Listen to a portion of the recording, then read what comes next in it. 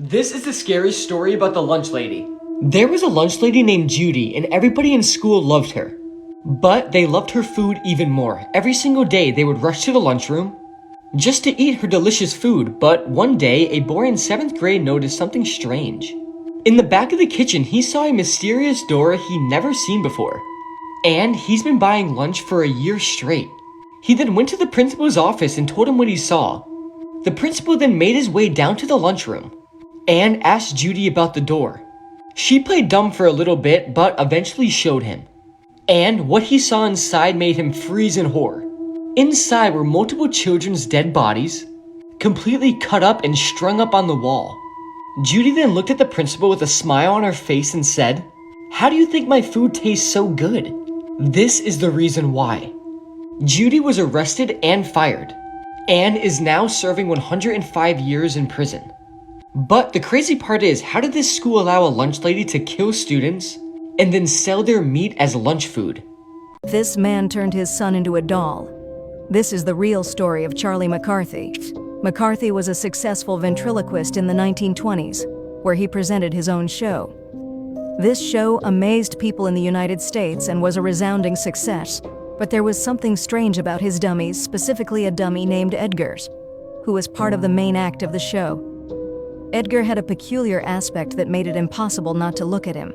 He had very real hands, a very expressive mouth, very scary eyes, and he was also the Charlie's biggest dummy.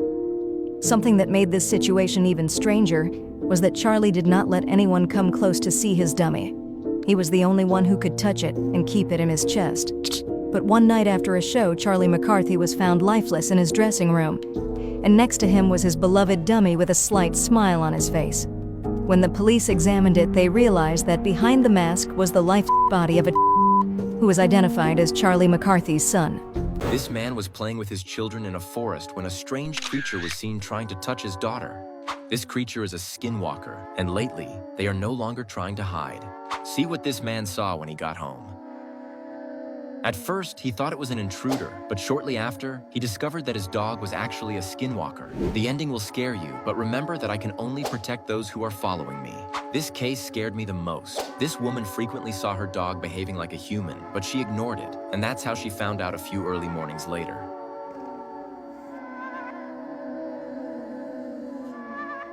This is a fact. There's no longer any doubt that skinwalkers are out there, often living among us and disguising themselves as animals. Watch this dog's behavior.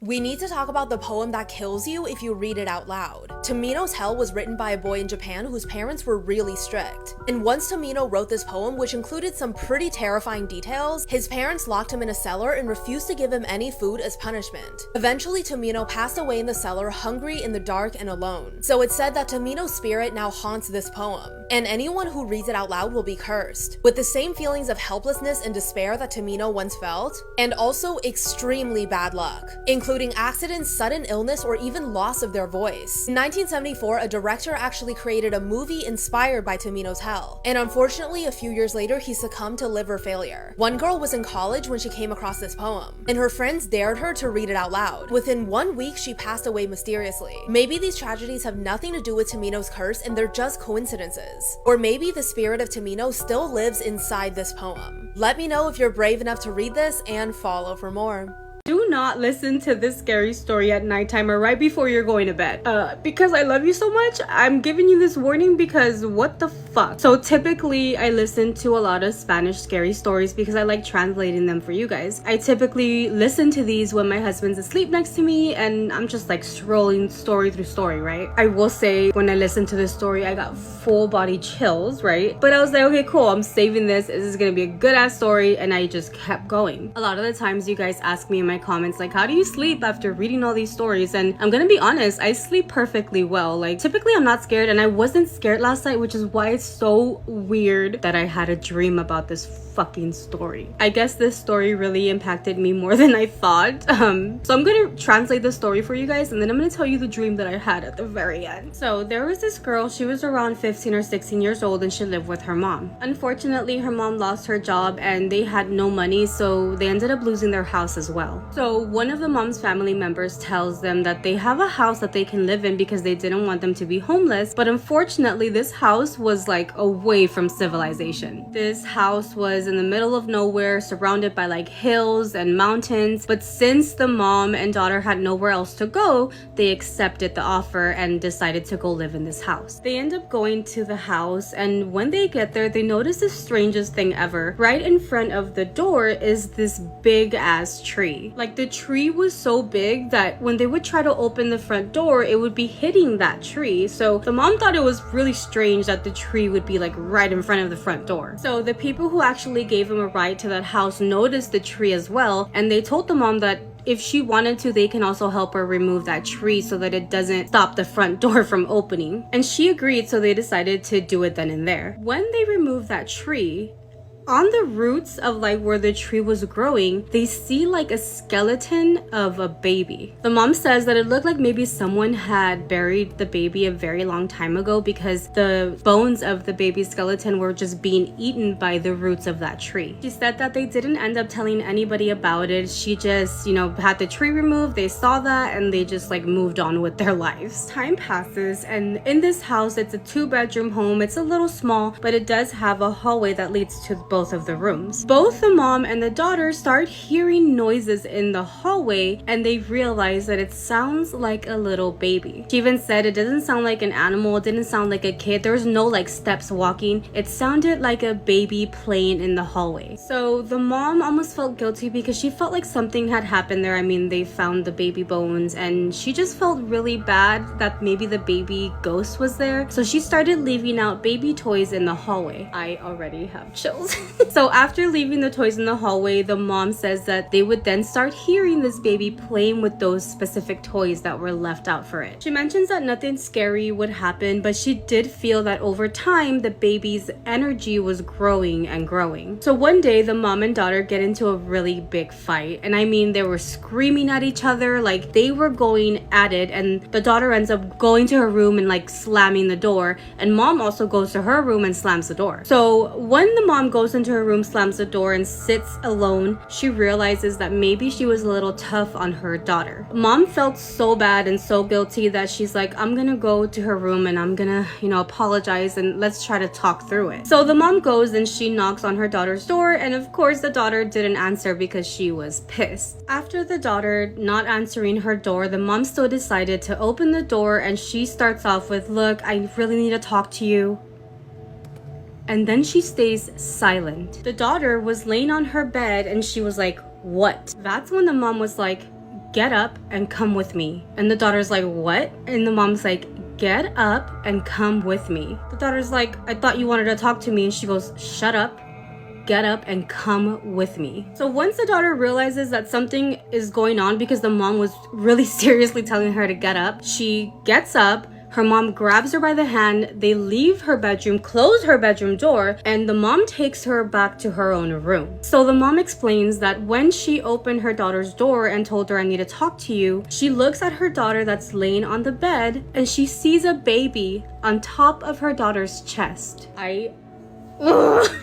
She says that the baby was not a normal baby. When the mom was telling her daughter, get up and come with me, that baby would hold on to her daughter even tighter, looking at the mom and smiling at her. Oh my god, look at my heart. I think the reason why I imagine these stories in my head, so I'm seeing this shit like a movie in my brain. Can you imagine? She walked in there feeling so guilty that she got into a fight with her mom, tries to talk to her, and fucking sees a baby on her daughter's chest. As she's telling her, get up and let's go, baby hugs her daughter tighter while looking at her smiling. They left that house that night and never looked back. Didn't go back to investigate, didn't want to know what the fuck happened there, because at that point it wasn't just a little innocent baby ghost, because she saw a baby, but it was not a normal looking baby. Now for my dream. So in my dream, I'm laying in bed. Leave it to me to take naps in my dream too.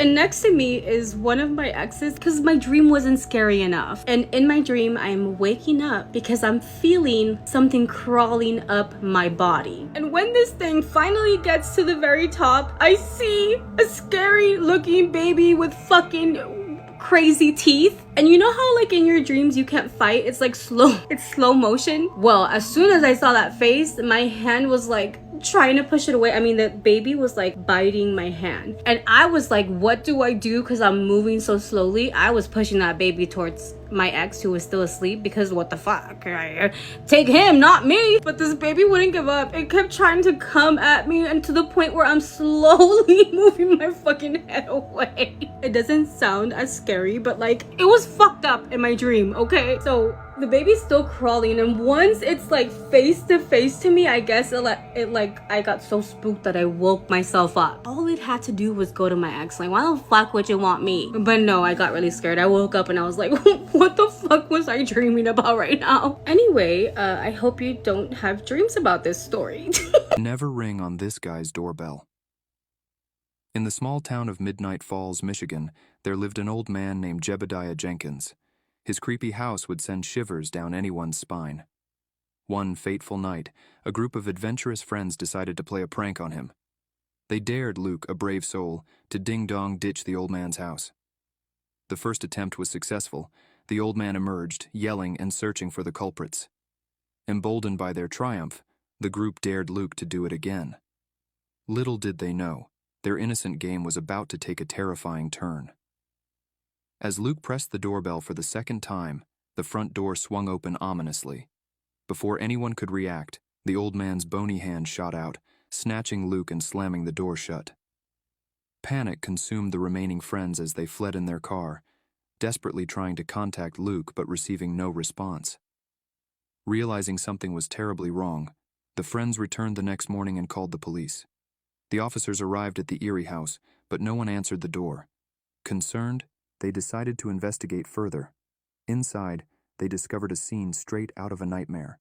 On June 4th of 2024, a video was taken inside a public restroom where something pretty creepy took place. The man who recorded this is known as Axel Loza, and based on his voice alone, you can tell that he's deeply troubled by something. Axel states that no one else is in the restroom except him. Now this is odd, considering that he just heard noises coming from one of the stalls, but each one is empty. So, as an attempt to get this on camera, he begins to record and captures this. No, quiero que vean. Estoy ahorita en el baño de la universidad. Pero el pedo ahorita es que acabo de terminar de hacer el baño. Y pues estaba todo normal. Pero ahorita están ruidos raros. Y se está tocando la puerta, pero quiero que vean que pues no hay nada. Vean, ahí está mi reflejo, pero vean de este lado, pues aquí no hay nada, vean. Acá tampoco, vean. Aquí tampoco hay nada. Aquí pues tampoco, vean. Y acá el lugar es bastante pequeño y está mi reflejo. Pero vean, uy. ¿Escucharon?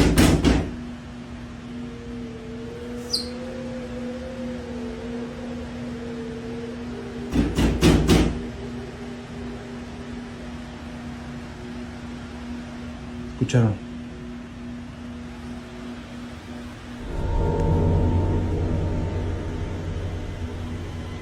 No hay nada.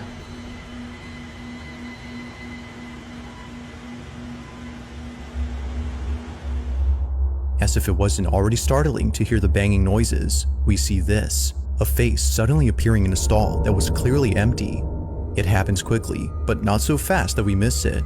Only do we realize what was seen until after it happens. Or at least, that's what happened with Axel. It was only after reviewing the footage that he noticed the face. Just like viewers, he was left terrified by what was caught behind the door. Like something out of a nightmare, a pale face with wide open eyes just disappears without a trace. Now, Axel hasn't said much or given updates on this occurrence, but with or without further context, the video itself is still pretty terrifying.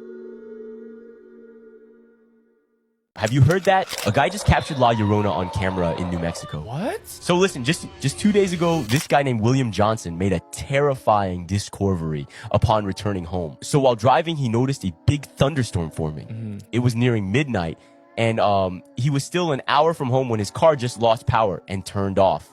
Frustrated, William got out the car to notice his drive belt had ripped. And stuck without cell service and with the storm rolling in, he decided to hoof it home and deal with the car in the morning. But before telling you the rest, remember, I can only protect my followers who have commented their name and added the video to their favorites. As William walked through the side of the dirt road, he heard whispers of a woman. He looked back, but no human soul was near. Then deep in the forest, heard a woman cry out. William, out of panic, took out his phone to call for help, but still had no service. So instead, he decided to record, and right after he looked up, bam, he saw her. A figure in a white wedding dress floating off the ground deep in the trees. So he quickly ran without looking back to a random person house. In shock, he told them about what had occurred. Unfortunately, they just assumed he was drunk. Just yesterday, William decided to release the footage. To see it, click here on More, then Photo. What things kidnappers look for? A person who is distracted on fun. Since they have their guard down, it is easy to grab them. People who look good. Good-looking people are considered rich and so more ransom money. People with short height. They are easily overpowered rather than the people who are tall. People with long hair. Easier to pull their hair to overpower them. People with short nails. They cannot use their nails as a weapon against the kidnapper. People who are looking down while walking. They are often overlooked as weak people with low self-esteem and thus are easily overpowered. This is the true story of the nun. The Vatican has kept the severed head of a possessed nun for over 300 years. In 1742, a nun named Josephine Rosenthal appeared mysteriously pregnant. Despite her insistence that she hadn't been with a man, the convent grew suspicious. Tests confirmed that Josephine was still a virgin, and her pregnancy was deemed a divine case. However, tragedy struck when she died giving birth to a baby girl, Maria Rosenthal. Maria was born a hermaphrodite, and her condition led to whispers of demonic origins. Nuns and priests began to torment her, viewing her existence as a curse. The church soon devised a horrific plan to sacrifice Maria at the age of 33, the same age as Jesus, hoping to mask the deed as divine intervention. When Maria learned of the plot, she chose to take her own life. After her death, the priests ordered her head to be severed and embalmed in a box with a cross. But Maria's death didn't bring peace. Soon after, she began appearing in paranormal visions, haunting the very convent that condemned her. This was the real-life Saw. During the 1930s, an inventor named Henry Warren moved to Granville, Ohio. He lived a lonely life in a decaying Victorian house on the edge of town. His arrival unsettled the locals, who couldn't shake the feeling that something was off about him. For years, strange occurrences plagued the town. People reported hearing odd noises at night, and a series of disappearances went unexplained. Most residents dismissed these incidents as accidents or runaways, but when a drifter named Carl Davis vanished near Warren's property, the town's suspicions turned toward the old inventor. James Randall, the local detective, was called in to investigate. On the night of August 3, 1936, Detective Randall made his move. He approached the house under the cover of darkness, finding an open basement window and slipping inside. The basement was full of unusual contraptions, and while inspecting the area, Randall noticed a lever hidden behind some debris. He cautiously pulled it, triggering a hidden mechanism. The walls shifted, revealing compartments filled with remains and a maze of devices designed to unalive anyone caught in Warren's sinister games. Stunned, Randall turned to leave, but as he reached the window, he froze. Standing in the corner was Henry Warren, his expression calm and unreadable. At this moment, Randall realized that his nightmare had only just begun. This is crazy. Listen. So, do you ever wonder why humans grow beards? No. Like, we have the ability to grow beards, right? Yeah, it's just- facial hair, right? And some people, they don't grow beard or facial hair at Asians, all. yeah. Asians, yeah, some Asians. And women specifically, they don't really grow facial hair, right? Oh, okay. Now check this out. There's actually a scientific purpose for facial hair and beards in general. Like what? And you know what it is? No. It's for hand-to-hand combat. Think about it. So, long time ago, all of the warriors would grow beards. Now, they did a scientific study. They simulated a face, and they simulated a bald face, Yeah. a face with a little bit of stubble, and a face with a full-fledged beard. And they tested it, putting pressure the same amount that a punch could, right? Okay. And they found out that the bald face, every single time they simulated the punch, it would break the jaw. But when using when using an unshaven face with a full beard, it only broke 45% of the time. So the theory is that our ancestors, if you can grow a beard, you probably have an ancestry of warriors or fighters. And that's why, look at women. Women don't need to fight because historically, it was usually the men that went into combat. What And then that's why they were the ones growing beards. So if you don't grow facial hair, it might tell you a little bit about your ancestry. But that's your theory. That's fire. Creepy urban legend you didn't know about Texas. Snuffers Ghost. This is one of the more surprising haunted locations in Texas is Snuffers Restaurant and Bar in the lower Greenville area of Dallas. Everyone who works at Snuffers knows the place is haunted. But the origin of Snuffers Ghost is a bit murky. Supposedly, a man was murdered in the original pool hall building before it was demolished in 2013 to create the existing restaurant. There's also a story that the site was constructed on an old children's cemetery. Apparently, the man who became Snuffers Ghost was murdered a few decades ago and fell down the stairs. His lifeless body blocked the men's restroom door, resulting in the current bathroom door creaking. Most employees have experienced unnerving encounters with Snuffers Ghost, from hearing footsteps late at night to hearing their names called out when nobody is there. One customer snapped a picture with a mirror in the frame, and upon reviewing the photos, saw a ghostly face in the mirror. The ghost was described as skeleton-like and wearing what appeared to be a coat. Another general manager's account occurred at closing. He saw a black silhouette over the secondary bar area and assumed it was a bartender cleaning up after an event. But when he went to check if they were finished, he realized he was alone. The true scary story of the Sally House. In the small town of Atchison, Kansas, there is a house known as the Sally House. This house has become infamous for its terrifying hauntings.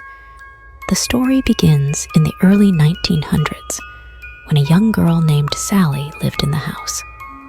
She fell seriously ill one night, and her mother rushed her to the doctor, who lived and practiced in the same house. The doctor diagnosed her with appendicitis and decided to operate immediately. Unfortunately, Sally died on the operating table, and her spirit never left the house. Years later, in the 1990s, a young couple named Tony and Deborah Pickman moved into the house. Almost immediately, strange things began to happen. Lights flickered on and off. Appliances turned on by themselves, and they heard unexplained noises. At first, they thought it was just the quirks of an old house. But then things became more sinister. Tony began experiencing physical attacks. He would wake up with scratches and burns on his body. One night, he saw the apparition of a little girl standing at the foot of their bed. He tried to communicate with her, but she vanished, leaving a feeling of dread. Deborah started to feel a presence following her around the house. One day, while she was in the kitchen, all the cabinets flew open at once, and pots and pans were thrown to the floor. She screamed, and Tony came running. But there was no logical explanation for what they saw. couple sought help from paranormal investigators, who discovered that Sally's spirit was not alone. There was a darker, more malevolent presence in the house, which seemed to be feeding off Sally's energy and the fear of the living. The investigators captured chilling evidence of the hauntings, including eerie EVP recordings and disturbing photos. Despite their best efforts, the Pickmans could not rid the house of its spirits. They eventually moved out, leaving the Sally house to its ghosts. If you ever woke up at 3:15 a.m., you might be cursed. Like, why though? Legit. So I don't know if you ever heard about the Amity House. No. This is a real haunted house, I believe in the States somewhere. So they claim this house to be one of those houses that is truly attached to demons. Now, the story goes that there was this man. They said a voice came to his head and told him to murder his 3 family members, his 2 daughters and his wife. Now, what's weird, and still to this day, they have no evidence and no reasoning why the family members didn't wake up and didn't fight back. So what happened was, the family members, they were lying down straight on their face, like this, flat, and each one didn't move while he went ahead and every single one of them with a gun. Now, what happened was, obviously he went to jail and he did the questioning and shit, but that house ended up going back on sale. Some family ended up moving in there. Now this family, they were haunted for years. Yeah, probably. Do you know the terrifying true story of Siren Head? One autumn evening in 1983, Mark Johnson and his group of friends went into the dense Yosemite forest in California to camp in search of adventure far from the city. As night fell, they gathered around the fire and shared stories of local legends. But Mark mentioned Siren Head, a creature that was said to stalk the forest, luring its victims with eerie sounds. Laughing nervously, they dismissed the story, but an eerie chill ran through the air. Suddenly, a distant siren echoed through the trees, sending shivers down their spines. They exchanged worried glances, and the laughter quickly faded.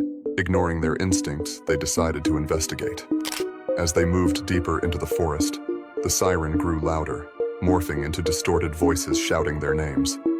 Panic set in as they realized they were being chased. One by one, they disappeared into the shadows of the night, leaving Mark alone. When dawn broke, the camp remained eerily silent, and the only evidence of their presence was the haunting siren that continued to echo through the trees. Mark returned to town and recounted this fact, but no one believed him, and he was framed by the families of the missing people. The story of Hanako-san of the bathroom is one of Japan's most famous school ghost legends. It's said that Hanako-san is the spirit of a young girl who haunts school bathrooms, particularly the 3rd stall in the girls' bathroom. Hanako-san was a girl who died during World War II. Some say she was hiding in the bathroom during an air raid, while others believe she was bullied and took her own life there. Ever since, she has been trapped in the bathroom, waiting for someone to call her. If you want to summon Hanako-san, the ritual is simple but terrifying. You go to the 3rd stall of the girls' bathroom, knock 3 times and ask, "Hanako-san, are you there?" If she is, a soft voice will answer, "Yes, I am." Some who have tried this say they see the door slowly creak open, revealing a little girl in a red skirt. At first, she seems harmless, just a lonely spirit. But if you see her, it's already too late. Hanako-san is known to drag students into the stall, where they are never seen again. Would you dare knock and ask if Hanako-san is there? Tell me in comments. Have you heard about the children's television host that's kidnapping kids? All of a sudden, his super catchy theme song becomes super fucking creepy. It's a friend like you, it's a friend like me.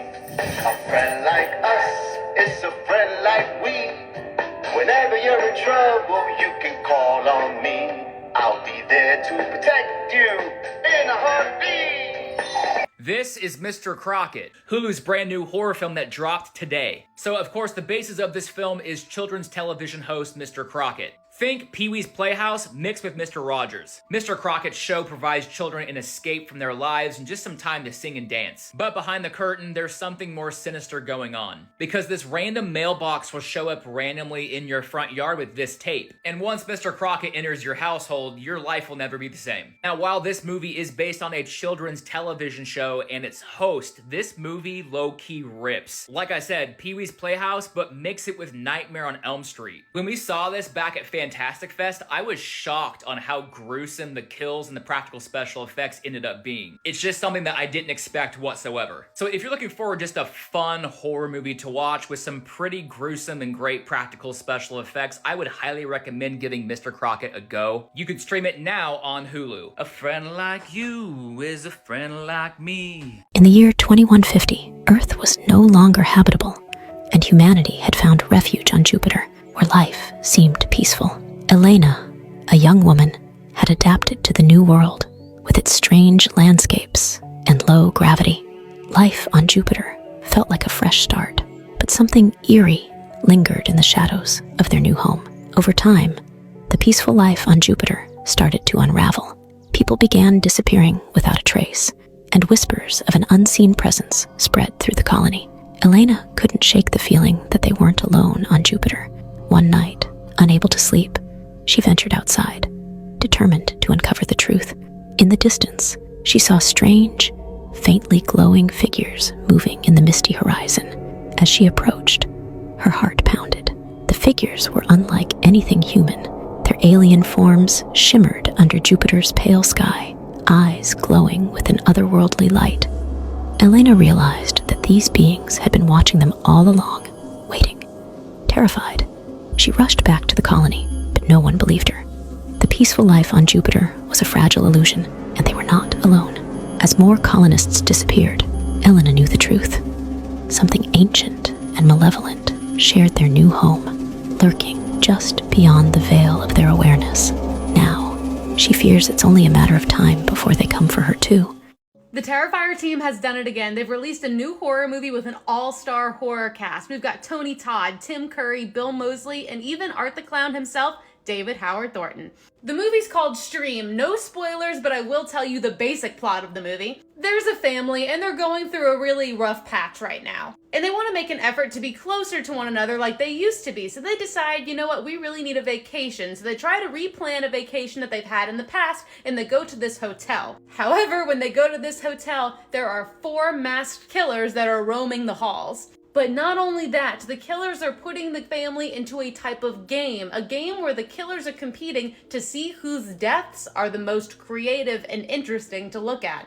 Damien Leone of Terrifier fame does the special effects for this movie, and it does not disappoint. Stream is coming to digital and streaming October 15th. It is again made by the Terrifier team. The director of the movie actually reached out to me and was like, hey, we want to send you a screener, which I really appreciated. He liked all of my Terrifier videos, which, you know, made me feel good. Guys, have you heard the story of a woman who killed her own children and then cooked them? This story is from Philippines and based on true event. The story revolves around a woman named Lucia, who is well known in her community as a mother of 4 young children. Over time, she developed severe mental illness, likely due to years of poverty, isolation, and untreated depression.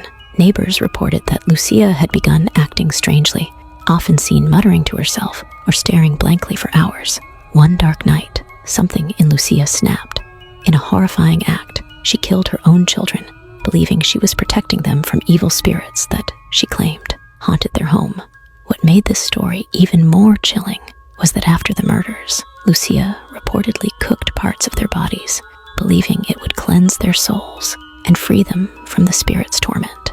When the authorities arrived after concerned neighbors reported strange noises and the absence of the children, they found Lucia sitting in her kitchen, detached from reality, with evidence of the horrifying crime scattered around her. This story left the small town in shock for decades, with many claiming the house where it occurred became haunted by the spirits of Lucia's children, whose cries for help could still be heard late at night. If this story gives you chills, leave a comment.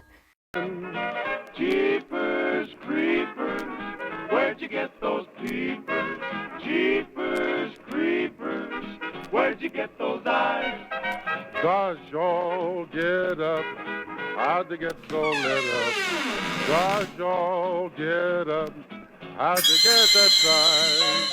Golly gee, when you turn those heaters on, woe is me.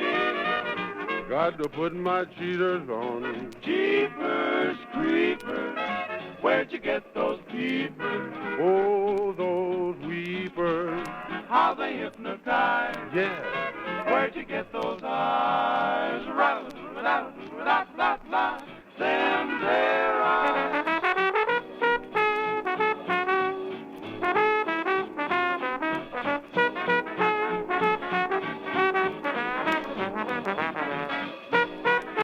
Horror movies that would be impossible to survive. All streaming on Max. The Strangers. You and your girlfriend go to a remote cabin in the middle of the woods, and then all of a sudden start getting attacked by masked unalivers. But come to find out, yes, they want to unalive you, but they want to mess with you first. Yeah, it's gonna be a big no surviving this one. You then have Freddy vs. Jason. Now imagine a world where you not only have to worry about Freddy when you go to sleep, but also walking around during the daytime and nighttime you have to worry about Jason. Because of course Jason is in the real world. Now for me, going camping at any point in this timeline would make absolutely no sense. If you go to sleep, it's over. If you go camping, it's over. And finally, you have Paranormal Activity. Now it's not only one of the scariest movies I've ever seen, but you also can't see what's attacking you. You're practically going in blindfolded. Find more horror movies that will genuinely keep you up at night streaming on Max.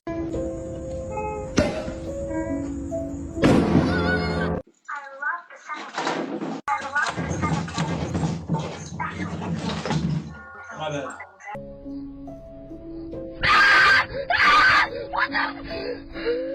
What's wrong with you? Dude, you don't even know what I've been going through. This ride's over! Get out! Some service. So there's this.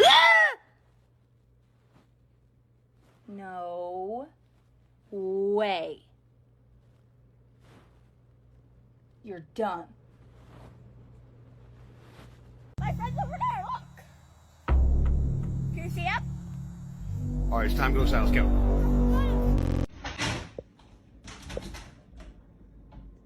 Oh my god! Oh my god! Oh my god! Oh my god! Oh my gosh! David, hit their door!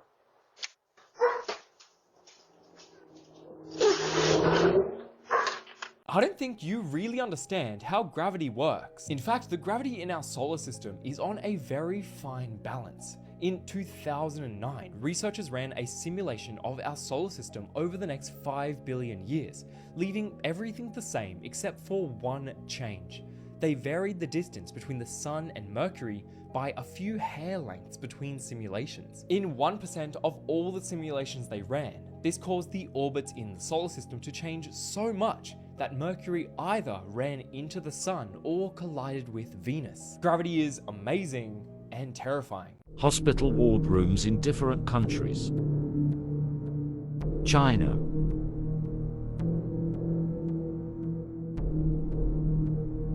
Japan.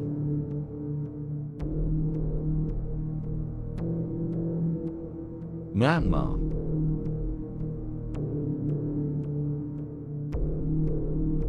India.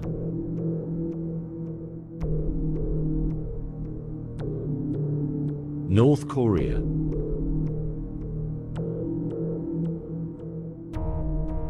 Venezuela.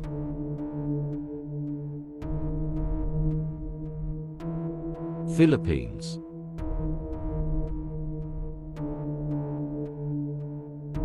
Malaysia.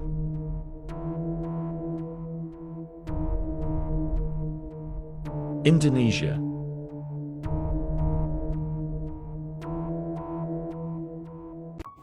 Good evening. Tonight's story is called I Should Have Read the Reviews. Let's begin. But before we do, I guess you're all wondering where I've gone. I keep disappearing. It's because I got a job and I'm busy, and then it's spooky season, and then I want to hang out and do spooky things, and then I should film it, but then I don't have time, and then my allergies came. So I'm sorry. I'm trying to post more because it's spooky season. It's my time. Anyway, let's begin. This story is called I Should Have Read the Reviews. My girlfriend moved out 3 weeks ago. My cat, Rook, was really close to her, and now that she's gone, I can really tell he's a bit lonely, especially when I'm at work. I came home a few times to my curtains ripped up, or all the toilet paper in shreds. The last straw was when I came over after working late to find he had clawed a hole the size of a dinner plate into the side of the sofa. I decided I had to do something. I tried different toys, even catnip, but nothing worked. One night while browsing Amazon, I saw a pet camera. It's a tiny camera that records your pet on a live feed so you can monitor their behavior while you're away. It even has an audio function so you can talk to them. Sounded silly, but hey, I love my furry dude, so I bought it. I got overnight shipping and I installed it immediately. I decided to set it up in the bedroom, as that was where Rook dwelled the most. My first day at work, I think I checked that camera 30 times. When I spoke into the microphone, Rook seemed to be happier, and I noticed there was no destruction around the house either. By day 4, I figured I solved the problem with Rook. That leads me to right now. About 30 minutes ago, I climbed in bed with Rook, ready to close my eyes, when my phone buzzed. A notification from the pet cam. I almost ignored it. Sure, I just triggered the thing, but I opened it anyway. What I saw made my grip tighten on the phone. Instead of a video of myself in bed, I saw a man, tall, gangly, with pale skin and large eyes. He was moving into my room with exaggerated steps like a sneaking cartoon character. He got right up to the lens, so close I could almost smell his rotten breath, and he smiled. I immediately paused the video, terrified. I looked at the spot where the man should have been standing, but there was no one there. I went onto Amazon and found the pet cam and read the reviews, hoping for some weird glitch. It had to be a joke, right? The first dozen reviews were pretty standard, but it was the last that caused me to bolt upright. The customer complained that the camera was on a time delay, sometimes as much as 15 minutes. I went back to the video and pressed play with shaky fingers. I watched in horror as the man slithered under my bed, giving the camera a wink before disappearing into the darkness. Then I saw myself enter the room and climb in bed before the video ended. Now I'm sitting in my bed, knowing he's under it. I could call the police, but I doubt I'd have time, so please do yourselves a favor and read the reviews. I hope you enjoyed that spooky, creepy story, and don't check your security camera tonight because you never know what's going to be behind you.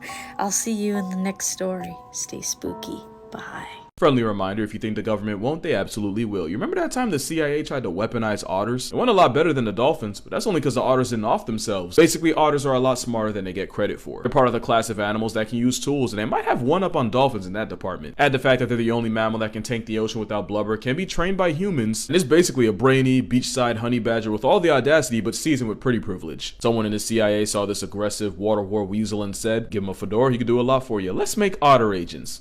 Which led to the Otter Dossier. Also, apparently whatever they were doing had something to do with Project MKUltra. If you think they won't. Anyway, here's some stuff you can find in the dossier. They found otters can open zippers and climb ladders. Seemed a little too excited about them being able to carry things and throw objects with their mouth. Otters can chew through a zinc sheet.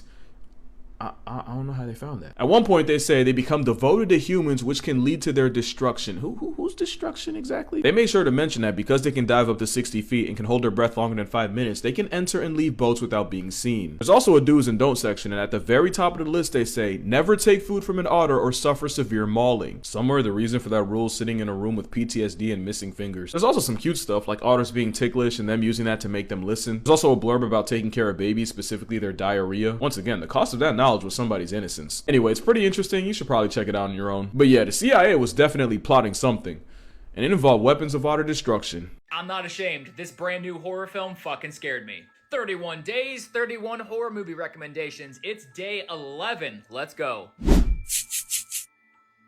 This one's brand new. It just dropped today. Daddy's Head. Where to watch? You can stream it on Shudder.